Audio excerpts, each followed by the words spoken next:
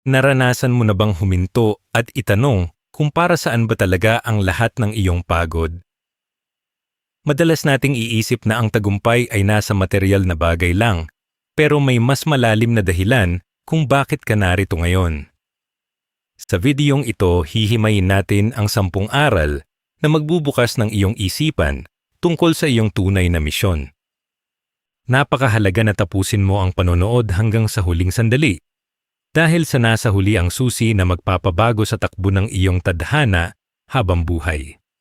Bago natin simulan, kung pwede ay paki-like ang video na ito para mas ma-inspire pa kaming patuloy na gumawa ng mga puno at siksik sa aral ng mga content kagaya nito. At syempre, tulungan nyo kaming mag 100,000 subscribers.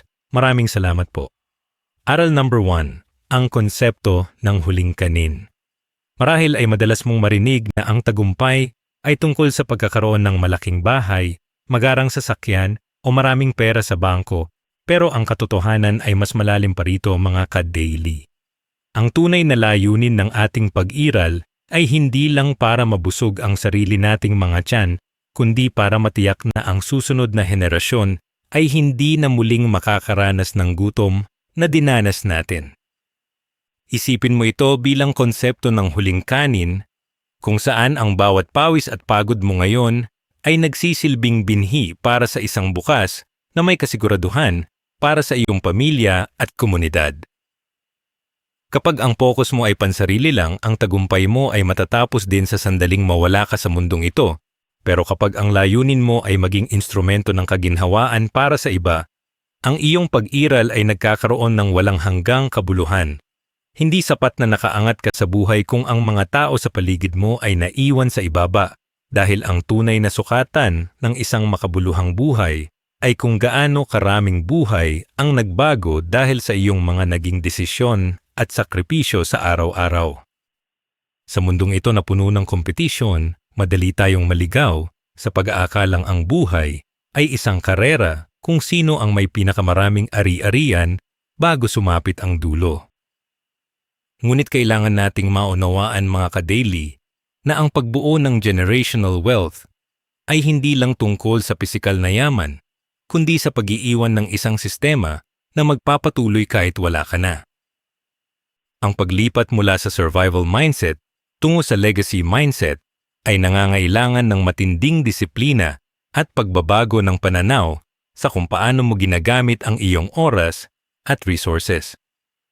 Sa halip na itanong kung ano ang makukuha mo sa mundong ito, subukan mong itanong kung ano ang maiiwan mo na mapapakinabangan ng mga anak ng iyong mga anak.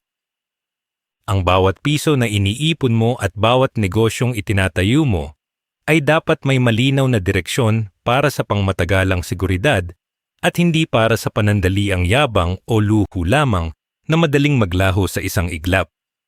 Isang malaking hamon ito sa atin bilang mga Pilipino, na madalas ay sanay sa isang kahig at isang tuka na sistema, kaya naman ang pag-unawa sa aral na ito ang magiging unang hakbang mo para tunay na maging malaya. Ang sining ng pagpasa ng karunungan o mentorship ay isa ring mahalagang bahagi ng layuning ito na madalas nating nakakaligtaan sa gitna ng ating pagmamadali. Ang mga kaalaman na natutunan mo sa iyong mga pagkakamali, ang mga diskarte sa buhay na nagligtas sa iyo sa hirap, at ang mga prinsipyong nagpapatatag sa iyong pagkatao ay dapat mong ibahagi sa iyong mga mahal sa buhay. Hindi sapat na ibigay mo sa kanila ang lahat ng material na bagay na hindi mo naranasan noon. Mas mahalagang ituro mo sa kanila ang mga proseso at pag-uugali kung paano mo narating ang kinalalagyan mo ngayon. Ang tunay na yaman ay nasa loob ng isipan at puso. At kapag naipasa mo ang tamang mindset sa susunod na henerasyon, kahit anong bagyo ang dumating ay mananatili silang nakatayo dahil meron silang matibay na pundasyon. Ito ang paraan kung paano natin binabago ang kapalaran ng ating lahi, hindi sa pamamagitan ng swerte, kundi sa pamamagitan ng sadya at planadong pagbabahagi ng ating mga natuklasan at tagumpay sa ating mga kababayan. Dapat nating tandaan na ang bawat tao ay may kapasidad na maging bayani sa sarili nilang paraan sa pamamagitan ng pagiging mabuting katiwala ng kung anong mayroon sila sa kasalukuyan.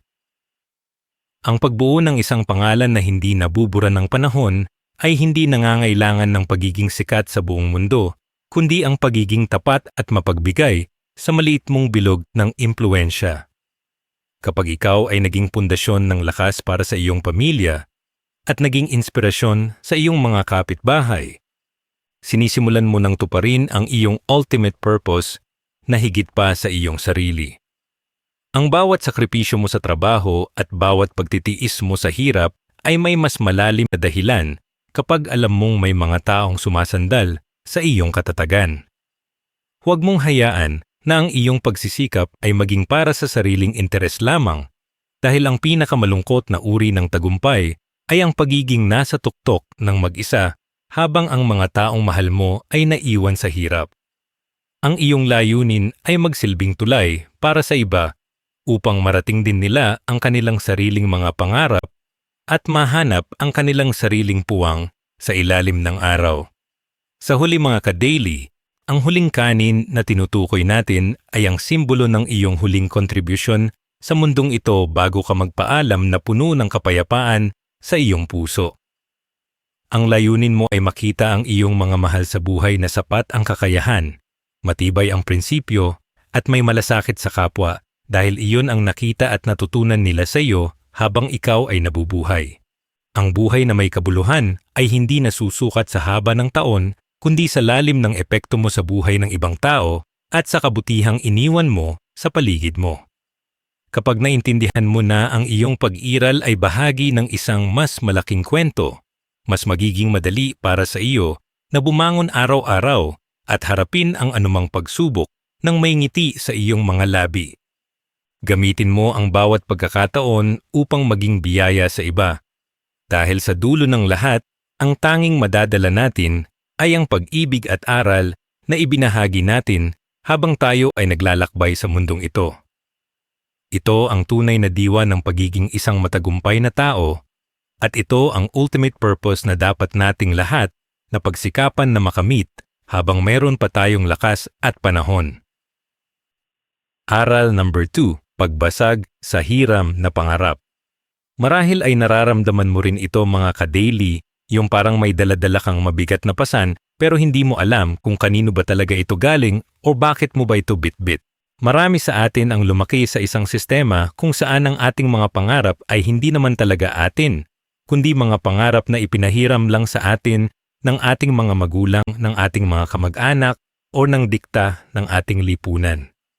Ang akala nating gusto natin ay baka pala gusto lang nating gawin para hindi tayo mapahiya o para maging proud sila sa atin, kahit na ang totoo ay unti-unti na palang namamatay ang ating sariling apoy sa loob. Ang ultimate purpose mo ay hindi matatagpuan sa pagtupad ng checklist ng ibang tao para sa buhay mo, kundi sa lakas ng loob na aminin sa sarili mo kung ano ba talaga ang nagpapatibay ng iyong loob at nagbibigay ng tunay na sigla sa iyong paggising sa bawat umaga. Kailangan nating basagin ang kadena ng hiram na pangarap dahil ang pagpilit sa sarili sa isang landas na hindi para sa iyo ay parang pagsuot ng sapatos na napakasikip. Maaaring maganda itong tingnan sa paningin ng iba, pero ikaw lang ang nakakaalam kung gaano nakasakit ang bawat hakbang na ginagawa mo. Ang panganib ng pamumuhay para sa validation ng ibang tao ay isang malalim na kumunoy na mahirap takasan, lalo na sa panahon ngayon ng social media, kung saan tila palaging may kompetisyon kung sino ang mas sikat o mas matagumpay. Kapag ang bawat desisyon mo ay nakabase sa kung anong sasabihin ng iyong mga kapitbahay o kung anong magiging reaksyon ng mga tao sa paligid mo, unti-unti mong naiwawala ang kontrol sa sarili mong manibela mga ka-daily. Ang tunay na tagumpay ay walang kinalaman sa dami ng likes o palakpak ng iba kung ang kapalit naman nito ay ang pagkakalayo mo sa iyong tunay na pagkatao at sa mga bagay na mahalaga para sa iyo. Ang iyong layunin ay dapat nagmumula sa iyong kalooban at hindi sa pagnanais na higitan ang narating ng iba o para lang patunayan na may narating ka na sa buhay. Isipin mo na ang buhay ay hindi isang palabas sa telebisyon na kailangang laging maganda ang anggulo. Ito ay isang personal na paglalakbay kung saan ang pinakamahalagang manonood ay ang sarili mo at ang poong may kapal na nakakaalam ng tunay na nilalaman ng iyong puso. Sa paghahanap ng sariling boses sa gitna ng ingay ng mundo, mahalagang matutunan mo ang sining ng katahimikan at pagsusuri sa iyong sariling motibasyon bago ka gumawa ng malalaking hakbang. Madalas ay natatakot tayo na maging iba dahil ayaw nating mapag-iwanan o maging tampulan ng tukso, pero ang katotohanan ay ang iyong pagiging kakaiba o iyong tinatawag nating oddity ang siya mismong magiging competitive advantage mo sa buhay. Ang bawat isa sa atin ay may natatanging disenyo at may mga talentong ikaw lang ang nakakaalam kung paano gamitin sa tamang paraan para makatulong sa iyong kapwa at sa iyong sarili. Ang pagtanggap sa iyong sariling kakanyahan at ang pagbitiw sa mga hiram na ambisyon ay hindi tanda ng pagiging suwail, kundi tanda ng pagiging matino at tapat sa iyong sariling tadhana. Huwag mong sayangin ang iyong panahon sa pagiging isang mahinang bersyon ng ibang tao. Kayong maaari ka namang maging pinakamahusay na bersyon ng iyong sarili kung bibigyan mo lang ang iyong puso ng pagkakataong makapagsalita at mapakinggan. Kailangan mong maunawaan mga ka-daily na ang otonomiya ng iyong kaluluwa ay ang pinakamahalagang kayamanan na hinding-hindi mo dapat ipagpalit sa anumang halaga o posisyon. Ang paggawa ng isang bagay dahil lang sa expectation ng lipunan ay maghahatid lamang sa iyo sa isang burnout o sa pakiramdam na walang saysay ang lahat kahit gaano pa kalaki ang kinikita mo. Ang tunay na kayamanan ay nararamdaman kapag ang iyong trabaho, ang iyong mga hilig, at ang iyong mga mitiin ay magkakasundo at tumutugma sa iyong mga prinsipyo sa buhay. Sa sandaling piliin mong lakarin ang landas na sadyang inilaan para sa iyo, mapapansin mo na kahit mahirap ang daan, ay mayroon kang kakaibang lakas na hindi mo maipaliwanag dahil ang ginagawa mo ay may malalim na koneksyon sa iyong pagkatao. Ang bawat pagsubok ay nagiging bahagi ng iyong training ground at hindi na ito pasanin.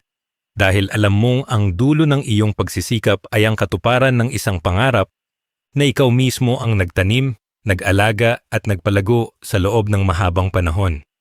Sa huli, ang ultimate purpose mo ay ang maging malaya mula sa anino ng mga pangarap na hindi mo naman kailanman ninais na maabot sa simula pa lang.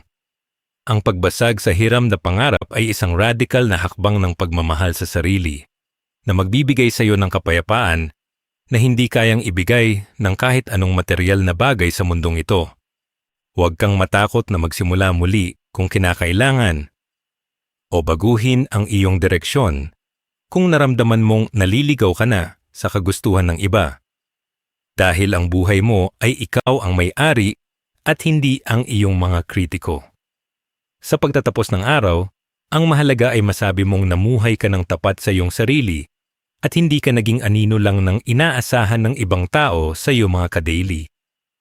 Ang iyong boses, ang iyong mga pangarap at ang iyong layunin ay sapat at mahalaga, kaya panghawakan mo ito ng mahigpit at huwag mong hayaang nakawin ito ng kahit sino o ng anumang sistema. Ito ang tunay na kalayan at ito ang landas tungo sa isang buhay na punong-puno ng sigla, kulay at higit sa lahat, ng tunay na kahulugan na magtatagal hanggang sa huling sandali. Aral number 3. Biyaya ng disenteng hirap. Marahil ay isa ka sa mga nangarap na sana ay maging madali na lang ang lahat at mawala na ang mga pagsubok na nagpapabigat sa iyong kalooban, araw-araw mga ka-daily. Pero ang isang katotohanan na dapat nating tanggapin ay ang layunin ng buhay ay hindi ang takasan ng hirap, kundi ang matutunang piliin ang hirap na may kabuluhan o ang tinatawag nating disenteng hirap. May dalawang uri kasi ng pagod. Ang pagod na dahil lang sa pag-iwas sa problema at ang pagod na dahil sa pagbuo ng isang bagay na mahalaga. Ang ultimate purpose mo ay hindi matatagpuan sa isang buhay na puro ginhawa at walang kailangang pagsikapan, dahil ang character o ang tibay ng iyong pagkatao ay nabubuo lamang sa gitna ng apoy ng pagsubok. Isipin mo na ang bawat paghihirap na dinaranas mo ngayon ay hindi parusa, kundi isang proseso ng paghubog sa iyo para maging mas matatag na tao na kayang humarap sa mas malalaking responsibilidad sa hinaharap. Sa ating kultura, madalas nating ituring ang comfort o ang pagiging komportable bilang ang huling hantungan ng ating mga pagsisikap, ngunit kailangan nating mag-ingat dahil ang comfort ay madalas maging kulungan ng iyong potensyal. Kapag masyado tayong naging kampante sa kung anong mayroon tayo, tumitigil na tayong lumago at unti-unti nating naiwawala ang talim ng ating isipan at determinasyon, mga ka-daily. Ang tunay na pag-unlad ay nangyayari sa labas ng ating comfort zone, kung saan kailangan nating magsumikap at harapin ang mga bagay na hindi natin alam o kinatatakutan. Ang pagpili sa hard work na nagpapalago sa iyo ay mas mahalaga kaysa sa busy work na nagpapagod lang sa iyo nang walang malinaw na bunga o direksyon. Huwag mong katakutan ang hirap na nagtuturo sa iyo ng bagong skills o nagpapalawak ng iyong pangunawa dahil iyan ang uri ng hirap na maghahatid sa iyo sa tunay na kalayaan at tagumpay na hindi kayang tapatan ng kahit anong shortcut sa buhay. Ang sikolohiya ng resilience o ang kakayahang bumangon mula sa pagkakalubog ay isang aral na tanging ang hirap lamang ang makapagtuturo sa atin ng mahusay. Ang bawat kabiguan na nararanasan mo ay hindi katapusan ng iyong kwento, kundi isang hagdan na magdadala sa iyo sa mas mataas na antas ng kamalayan at kakayahan kung titingnan mo ito ng tama. Ang layunin ng iyong pag-iral ay hindi ang magkaroon ng easy life o madaling buhay, kundi ang maging isang strong person o malakas na tao na kayang dumaan sa anumang bagyo nang hindi nawawalan ng pag-asa. Kapag natutunan mong yakapin ang disenteng hirap, marirealize mo na ang pinakamahalagang aral sa buhay ay madalas nakatago sa iyong pinakamabigat na pagsubok na akala mo noon ay sisira sa iyo. Ito ang alchemy ng buhay, kung saan ang iyong mga luha at pawis ay nagiging gasolina para sa iyong susunod na malaking tagumpay na higit pa sa iyong inaasahan. Kailangan nating maunawaan na ang bawat sakripisyo ay may katapat na biyaya kapag ito ay ginagawa ng may tamang intensyon at disiplina para sa ikabubuti ng ating kinabukasan. Ang disenteng hirap ay ang uri ng pagtitiis na hindi nakakababa ng pagkatao, kundi nagbibigay sa iyo ng dignidad dahil alam mong marangal ang iyong ginagawa para sa iyong pamilya at pangarap, mga ka-daily. Huwag kang mainggit sa mga taong tila nakuha ang lahat ng walang hirap dahil ang tagumpay na hindi pinagpaguran ay madalas na walang matibay na pundasyon at madaling gumuho sa unang kumpas ng problema.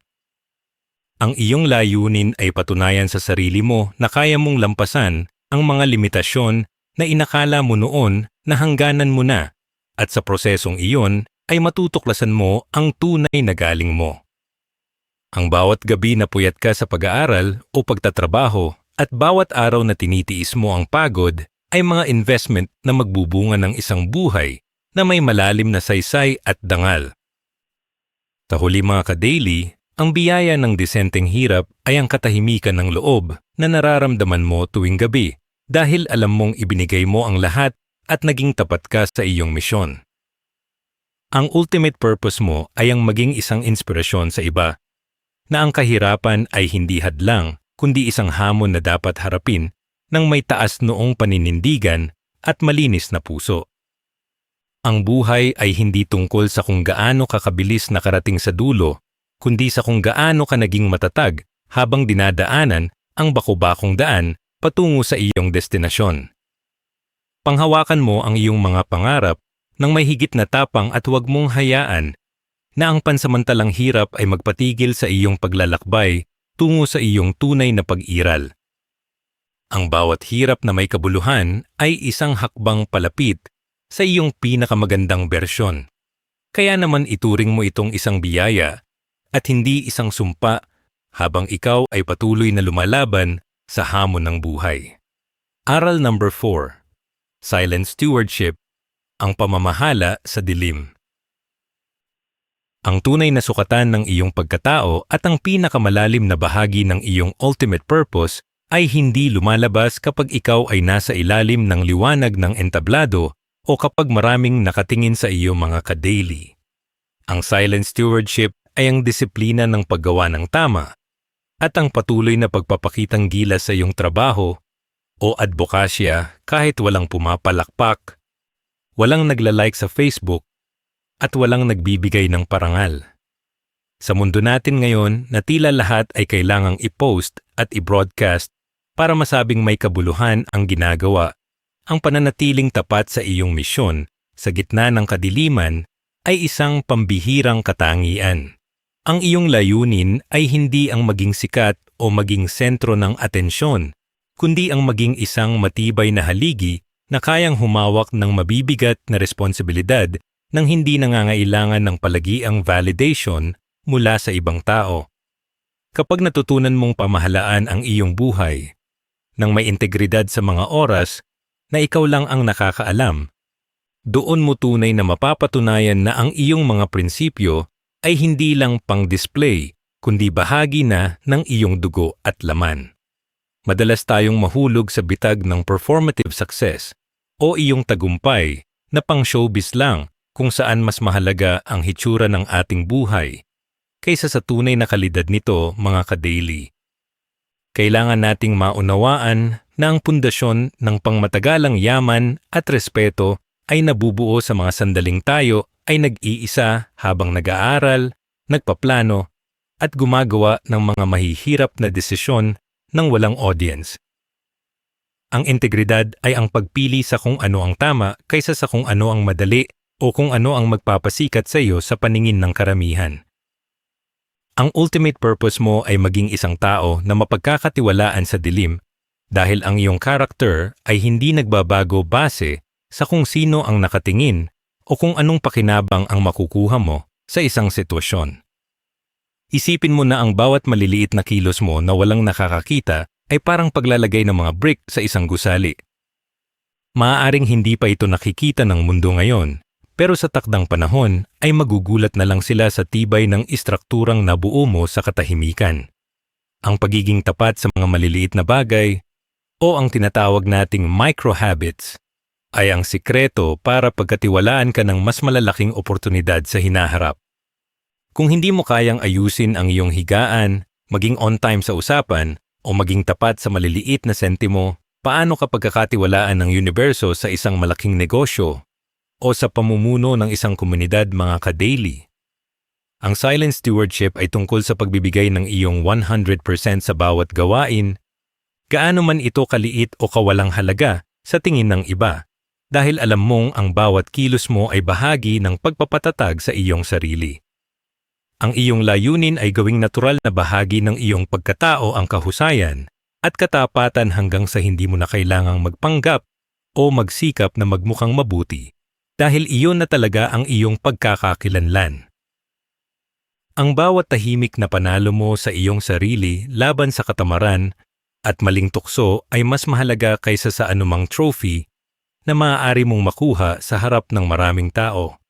Sa huli, ang ultimate purpose ng isang silent steward ay ang maging isang bayani sa sarili nilang tahimik na paraan na ang tanging hangad ay ang makapag-ambag ng kabutihan sa mundo nang walang hinihintay na kapalit. Kapag ang motivation mo ay malinis at hindi nakadepende sa palakpak ng iba, magkakaroon ka ng kapayapaan na hindi kayang tapatan ng kahit anong dami ng followers o recognition. Ang tunay na kapangyarihan ay nasa mga taong kayang magtrabaho ng masipag sa likod ng tabing para matiyak na ang kanilang pamilya ay ligtas at ang kanilang mga pangarap ay natutupad ng may dangal. Huwag mong hayaan na kainin ka ng sistema ng cloud chasing o ang paghahabol sa pansamantalang kasikatan dahil ang mga bagay na itinatayo sa ingay ay madalas na gumuho rin sa sandaling tumahimik na ang paligid. Ang iyong halaga ay hindi nababawasan kapag hindi ka napapansin. Dahil ang pinakamahalagang saksi sa iyong pagsisikap ay ang iyong sariling konsensya at ang katotohanang alam mong ginagawa mo ang tama.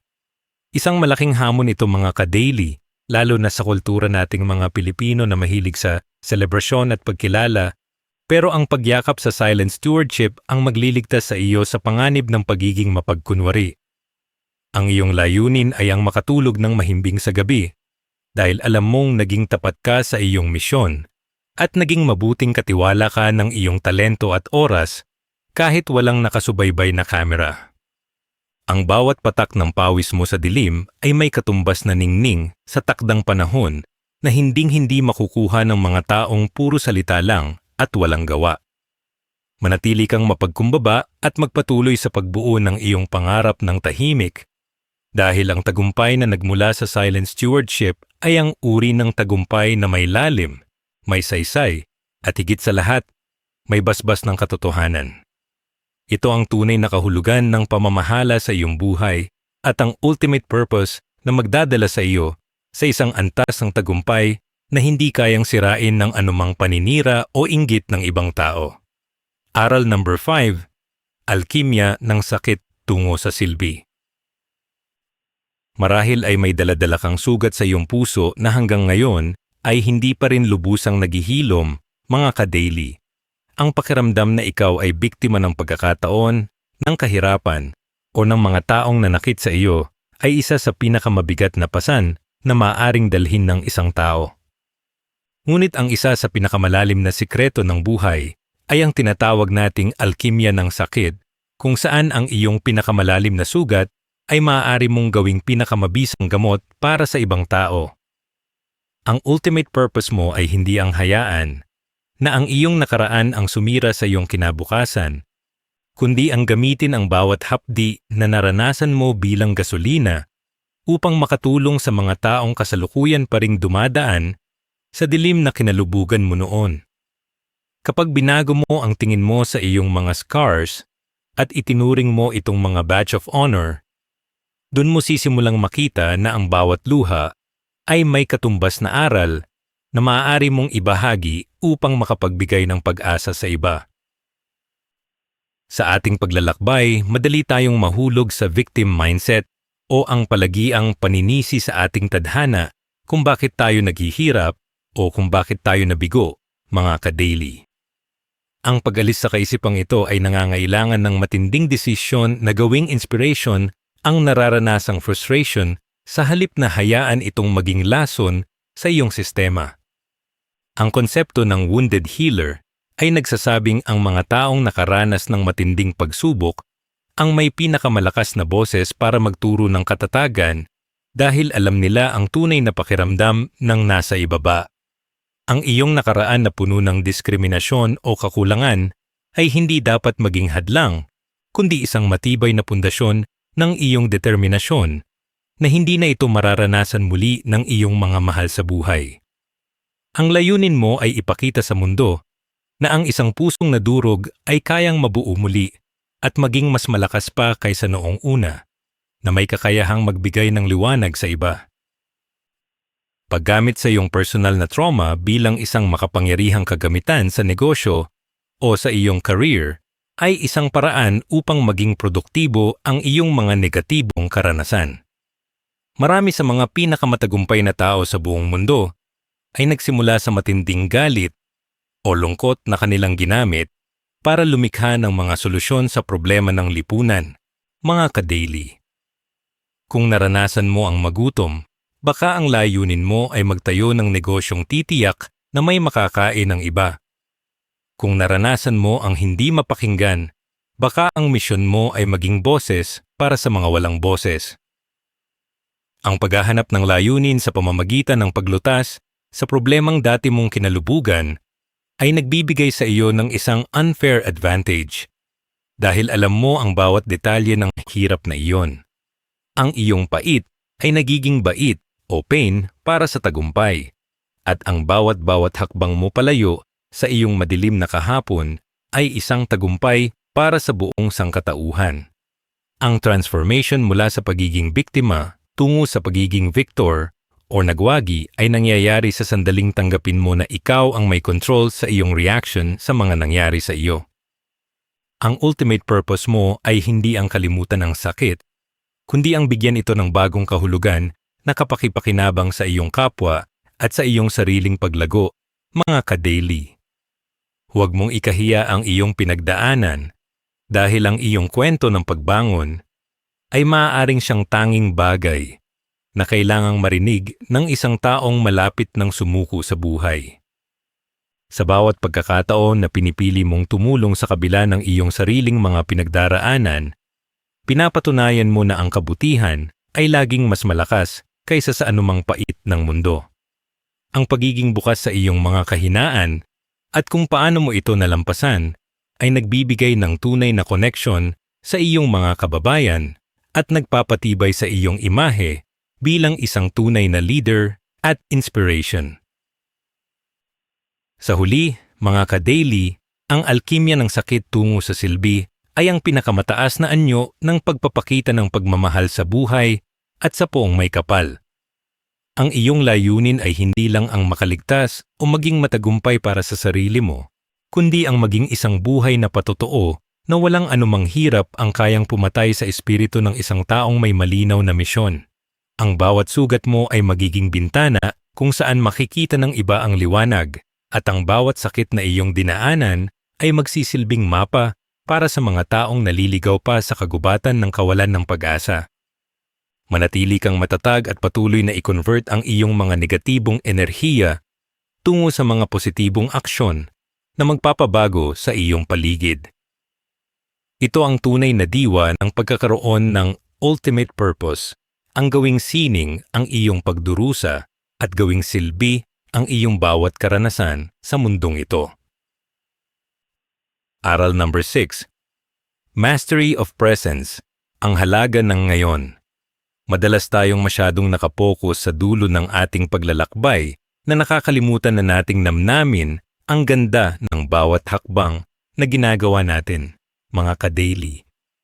Ang ultimate purpose mo ay hindi lang ang marating ang finish line or ang makuha ang iyong pinapangarap na yaman, kundi ang matutunang mahalin ang bawat sandali ng iyong proseso. Marami sa atin ang biktima ng tinatawag nating someday syndrome, kung saan sinasabi natin sa ating sarili na magiging masaya lang tayo kapag nakuha na natin ang promotion, kapag nabili na ang bahay, o kapag malaki na ang ipon sa bangko. Pero ang katotohanan ay ang buhay ay hindi nangyayari sa hinaharap kundi sa bawat hininga mo ngayon. At kung hindi mo alam kung paano maging masaya sa gitna ng iyong pagsisikap, hinding-hindi ka rin magiging masaya kahit makuha mo na ang lahat.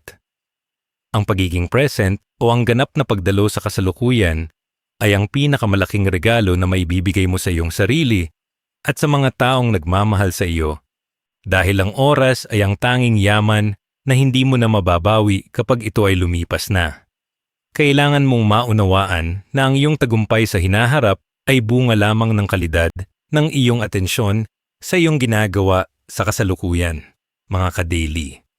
Kapag ang isip mo ay laging nasa bukas habang nagtatrabaho ka ngayon, nawawala ang iyong focus at hindi mo na ibibigay ang iyong best performance na kailangan para sa iyong paglago. Ang paghahanap ng flow state o iyong pakiramdam na nakalubog ka ng buo sa iyong ginagawa ay isang kasanayan na dapat mong pagsumikapan dahil dito lumalabas ang iyong tunay na galing at pagkamalikhain. Ang bawat kape na iniinom mo, bawat usapan ninyo ng iyong pamilya, at bawat minuto na inilalaan mo sa iyong trabaho ay dapat may kalidad at hindi minamadali.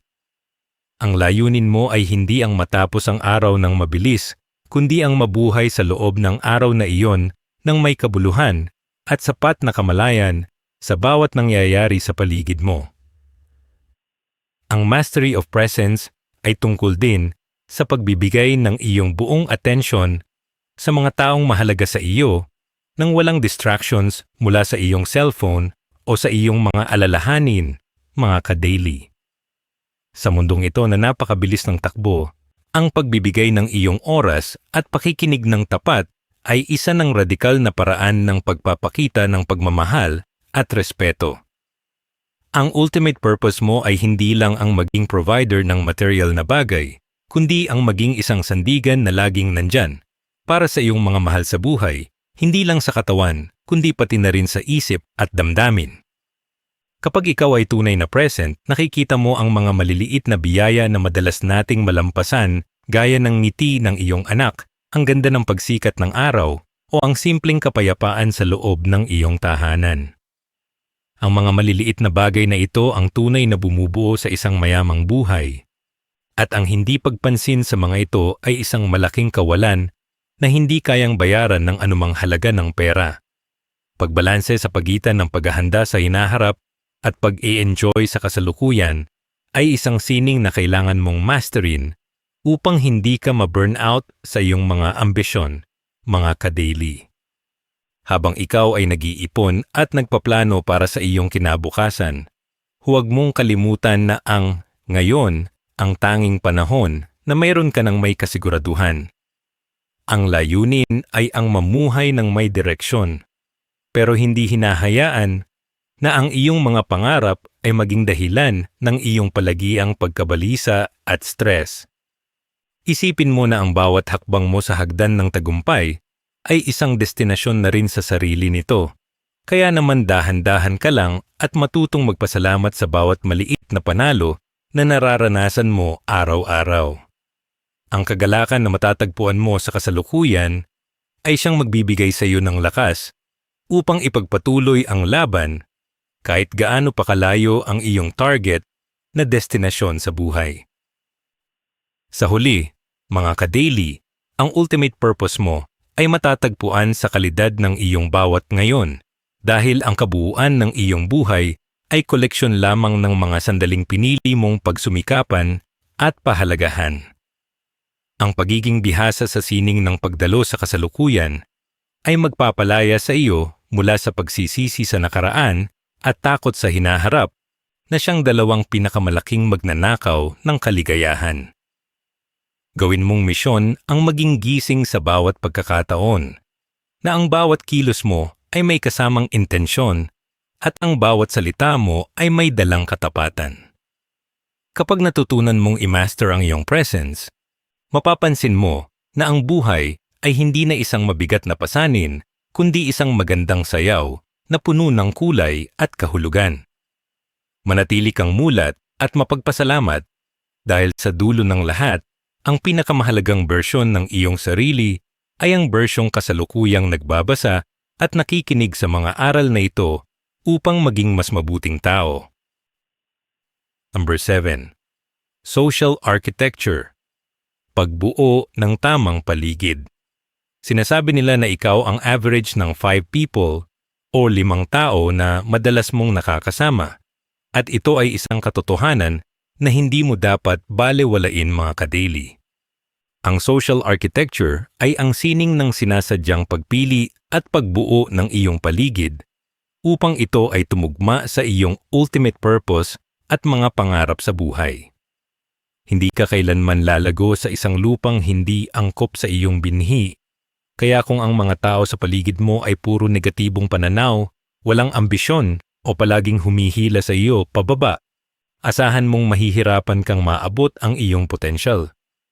Ang layunin mo ay maging arkitekto ng iyong sariling social circle, kung saan ang bawat tao na pinapapasok mo sa iyong buhay ay may dalang inspirasyon, hamon o aral na magpapatibay sa iyong pagkatao. Hindi ito tungkol sa pagiging mapili dahil sa yabang, kundi tungkol sa pagprotekta sa iyong enerhiya at sa kinabukasan na pilit mong itinatawid para sa iyong pamilya. Kailangan mong maunawaan na ang isolation o ang panandaliang paglayo sa karamihan ay minsan kailangan para sa iyong elevation or pag-angat mga ka-daily. May mga panahon sa buhay na kailangan mong i-audit ang iyong mga kaibigan at tanungin ang sarili mo kung ang mga usapan ba ninyo ay tungkol pa rin sa ibang tao o tungkol na sa mga ideya at solusyon para sa hinaharap. Ang pag-iwas sa mga taong toxic o walang direksyon ay hindi nangangahulugang masama kang tao, kundi nangangahulugan lamang na mas pinahahalagahan mo ang iyong kapayapaan at ang iyong misyon. Ang pagbuo ng isang inner circle na humahamon sa iyong mga limitation ay magbibigay sa iyo ng kailangan mong tulak upang gawin ang mga bagay na akala mo ay hindi mo kaya. Isipin mo na ang iyong paligid ay parang isang greenhouse. Kailangan itong may tamang temperatura at tamang nutrisyon upang ang iyong mga pangarap ay mabilis na magbunga at maging matatag. Ang responsibilidad ng pag-angat sa iba habang ikaw ay umaakyat o ang tinatawag nating lift as you climb ay isang mahalagang bahagi ng iyong social architecture, mga ka-daily. Hindi sapat na ikaw lang ang magtagumpay. Ang layunin ay makabuo ng isang komunidad o isang grupo ng mga tao na sabay-sabay na lumalago at nagtutulungan upang guminhawa ang buhay. Kapag ikaw ay nasa posisyon na para tumulong, huwag mong ipagkait ang iyong kamay sa mga taong may potensyal at may tamang ugali na nagnanais ding makaalis sa hirap. Ang tunay na leader ay hindi naghahanap ng mga tagasunod, kundi naghahanap ng mga taong maaari niyang maging katuwang sa pagbuo ng mas malaking vision para sa lahat. Sa ganitong paraan, ang iyong tagumpay ay nagkakaroon ng mas malalim na ugat dahil hindi ka nag-iisa sa itaas, kundi mayroon kang mga tapat na kasama na handang protektahan ang inyong narating. Ang epekto ng proximity power o ang kapangyarihan ng pagiging malapit sa mga taong mas mahusay sa iyo ay isa sa pinakamabilis na paraan ng pagkatuto, maka-daily. Kung gusto mong maging matagumpay sa negosyo, dapat ay madalas kang nakikinig o nakakasama sa mga negosyante. Kung gusto mong magkaroon ng financial growth, dapat ay nasa paligid ka ng mga taong marunong humawak ng pera. Ang social architecture ay nangangailangan ng humility o pagpapakumbaba na aminin na marami ka pang hindi alam at kailangan mo ng gabay mula sa mga nakagawa na ng gusto mong marating. Ang iyong ultimate purpose ay mapapabilis kung matututo kang sumama sa mga taong mas malawak ang pananaw kaysa sa iyo dahil mahahawa ka sa kanilang mindset at paraan ng paggawa. Huwag kang matakot na maging pinakamahina sa loob ng isang silid dahil iyon ang pinakamagandang posisyon para mabilis na matuto at mag-level up ang iyong buhay. Sa huli, mga ka-daily, ang iyong social architecture ang magsisilbing depensa mo laban sa mga pagsubok ng buhay dahil mayroon kang mga taong handang sumuporta sa iyo sa oras ng kagipitan. Ang layunin mo ay makabuo ng isang ecosystem ng pagmamahalan, paggalang at pag-unlad na magpapatuloy hanggang sa susunod na henerasyon. Ang bawat koneksyon na iyong binubuo ay dapat may kalidad at may dalang halaga, hindi lamang para sa iyong sarili, kundi para sa kabutihan ng lahat. Kapag naayos mo na ang iyong paligid, mapapansin mo na mas nagiging madali ang paggawa ng tama at mas nagiging malinaw ang iyong direksyon sa buhay. Manatili kang mapagmatyag sa mga taong iyong pinagkakatiwalaan at laging piliin ang mga taong nagpapakita sa iyo ng iyong mas magandang bersyon. Ito ang tunay na sining ng pakikipagkapwa-tao at ang ultimate purpose na magbibigay sa iyo ng matibay na pundasyon sa mundong puno ng pagbabago. Aral number 8. Deathbed. Clarity. Perspektiba ng wakas. Marahil ay nakakatakot isipin ang dulo ng ating buhay, pero ang katotohanan ay ang kamalayan na tayo ay lilisan din sa mundong ito ang siyang magbibigay ng pinakamalinaw na direksyon sa iyong kasalukuyan, mga ka-daily. Ang deathbed clarity ay ang kakayahang makita ang buhay mula sa dulo pabalik sa ngayon, upang malaman mo kung ano ba talaga ang mahahalagang bagay na dapat mong paglaanan ng iyong limitadong oras at lakas. Marami sa atin ang masyadong nakatuon sa mga maliliit na away, sa pride, o sa pag-alala sa sasabihin ng iba, ngunit sa huling sandali ng ating buhay, wala sa mga iyon ang maaalala natin. Ang ultimate purpose mo ay ang mamuhay ng may ganitong uri ng linaw araw-araw nang sa gayon ay hindi ka maubos sa mga bagay na walang halaga sa dulo ng lahat. Kapag alam mong hiram lang ang bawat segundo, mas magiging madali para sa iyo na magpatawad, magmahal ng tapat, at magsumikap sa mga pangarap na tunay na may saysay para sa iyong kaluluwa. Bakit ba tayo madalas matakot sa kamatayan? Gayong ang mas dapat nating ikatakot ay ang hindi tunay na pagsisikap habang tayo ay nabubuhay, mga ka-daily. Ang takot sa wakas ay dapat nating palitan ng takot na baka lumipas ang ating panahon na hindi natin naipakita ang tunay nating galing o hindi natin naipadama ang ating pagmamahal sa mga tao sa ating paligid. Ang pag-unawa sa ating hangganan ay nagtutulak sa atin na tanggalin ang mga essential mula sa mga urgent lamang na hindi naman nag-aambag sa ating pangmatagalang layunin.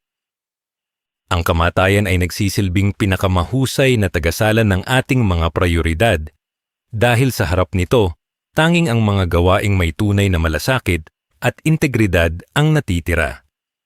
Ang iyong layunin ay gamitin ang limitadong pagkakataong ito upang bumuo ng isang kwento na ipagmamalaki mo kapag hinarap mo na ang iyong huling sandali sa mundong ito.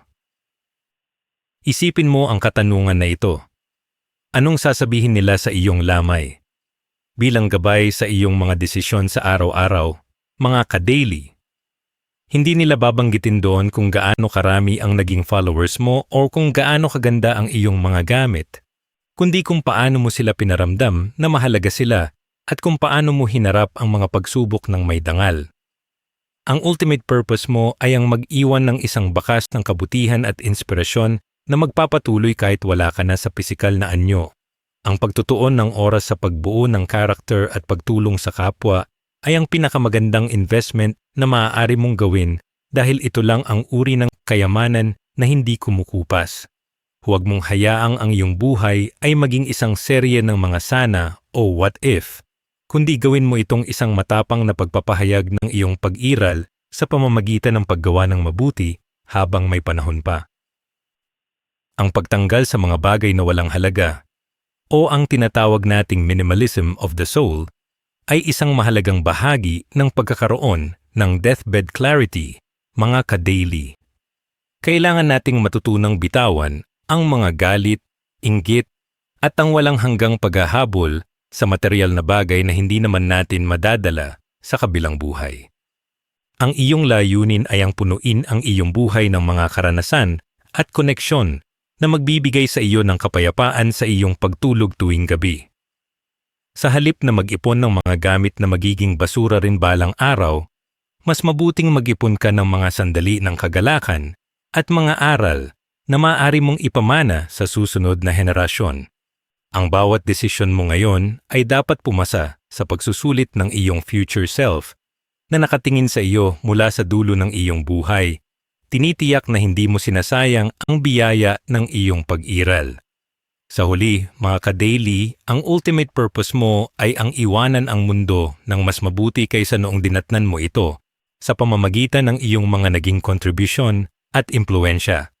Ang deathbed clarity ay hindi tungkol sa pagiging malungkot, kundi tungkol sa pagiging matapang at masigla sa pagharap sa buhay dahil alam mong bawat araw ay isang espesyal na regalo.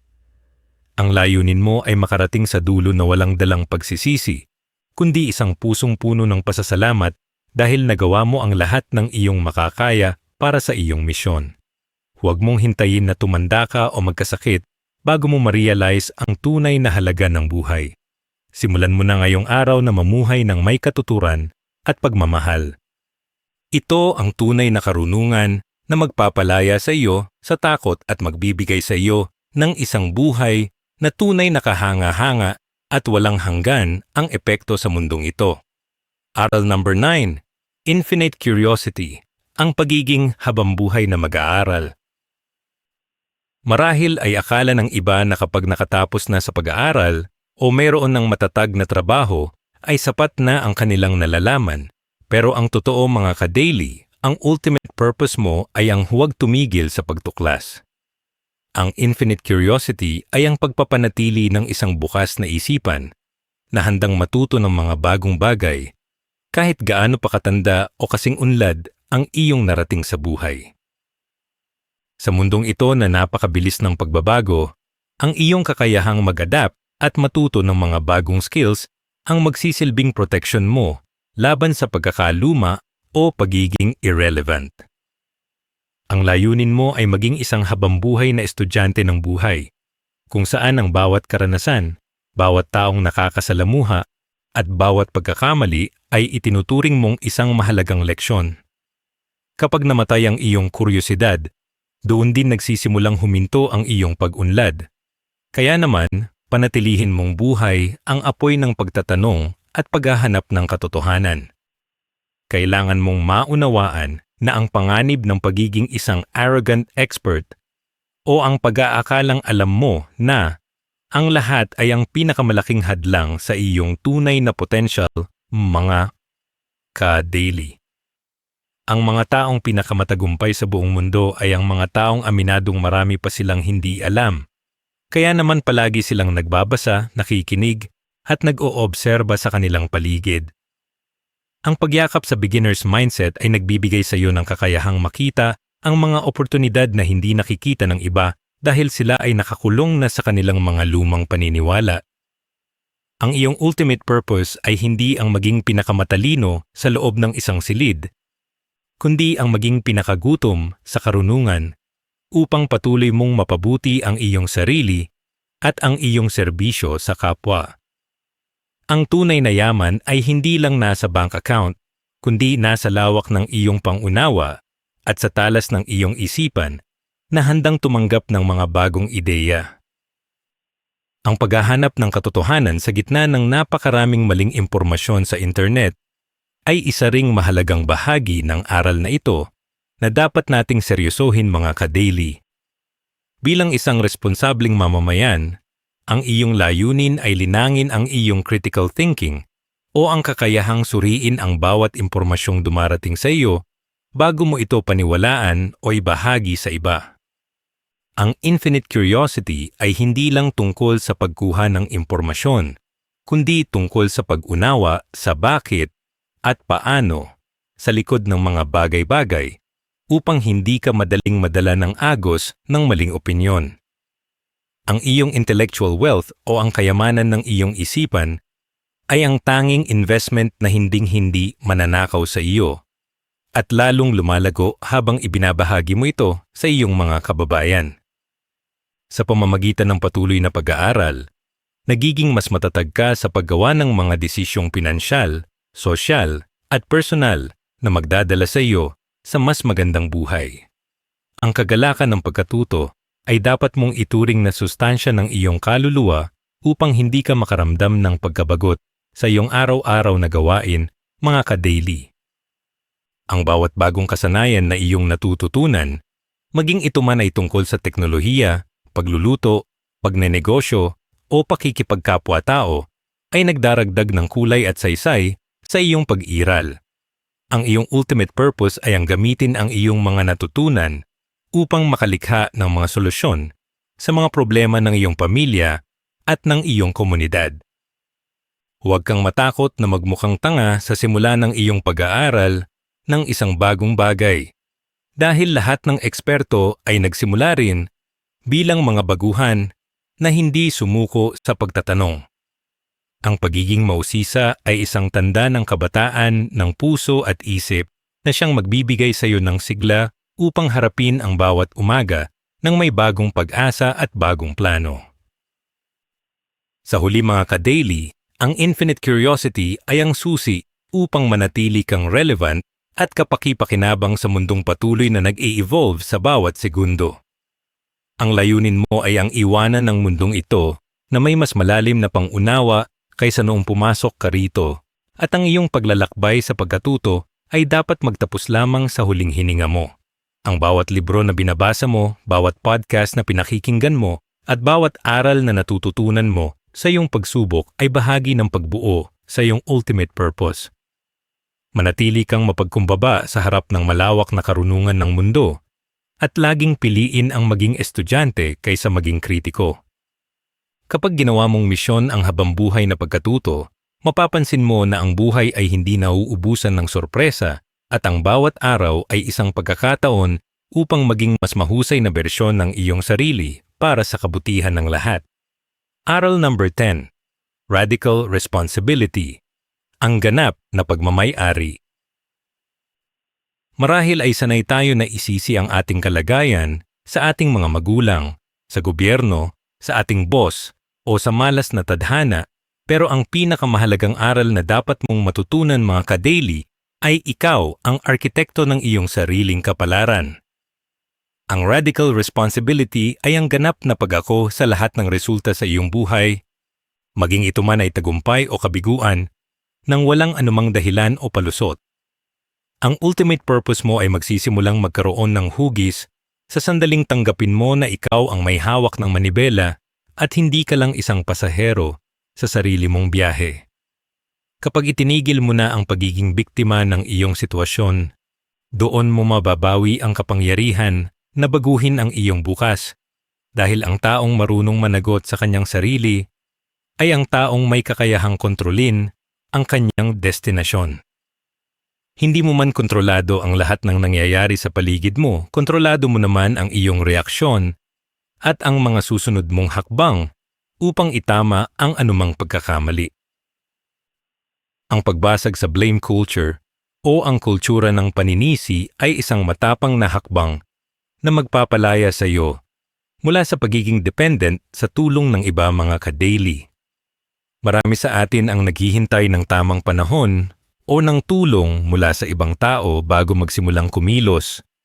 Pero ang katotohanan ay walang darating na tagapagligtas kundi ang sarili mo rin.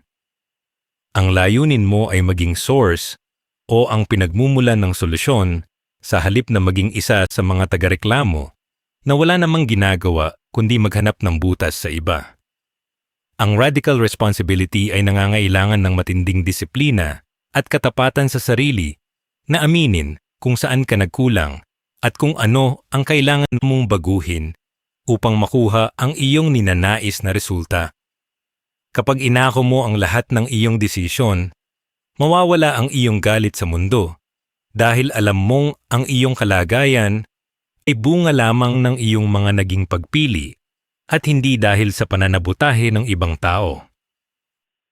Ang kapangyarihan ng pagpili o ang tinatawag nating responsibility ay ang iyong kakayahang pumili ng tamang tugon sa bawat sitwasyon, gaano man ito kahirap mga ka-daily.